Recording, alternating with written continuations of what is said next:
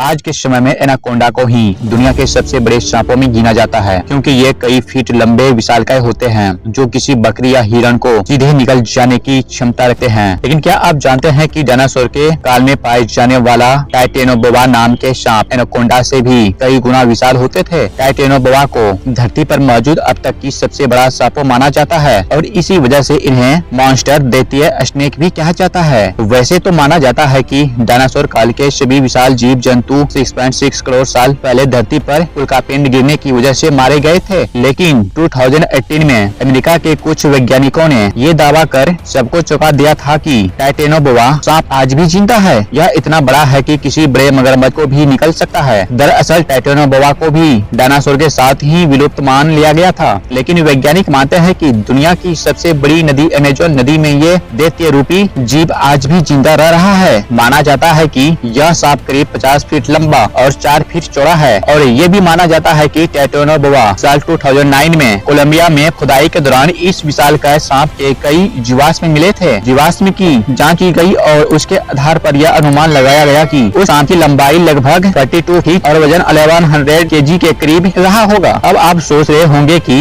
इस विशालकाय सांप का नाम आखिर टाइटेनोबोआ ही क्यों रखा गया। दरअसल इस सांप का नाम टाइटैनिक जहाज के नाम पर रखा गया, क्योंकि टाइटेनोबोआ भी टाइटैनिक जहाज की तरह ही विशाल था और प्रागैतिहासिक काल में मौजूद सभी सांपों में यह सबसे बड़ा था। अब टाइटेनोबोआ सांप जिंदा है या नहीं, ये तो इसके बारे में दावा करने वाले वैज्ञानिक ही जाने, क्योंकि अभी तक इसकी पुष्टि नहीं हो पाई है। हालांकि इतना जरूर है कि अमेज़न नदी इतनी बड़ी और लंबी है कि टाइटेनोबोआ जैसे किसी सांप को ढूंढ पाना लगभग नामुमकिन है, क्योंकि अमेज़न जंगल और यह नदी इतनी विशाल है कि इनके अंदर घुसने की ताकत भी कोई नहीं कर पाता।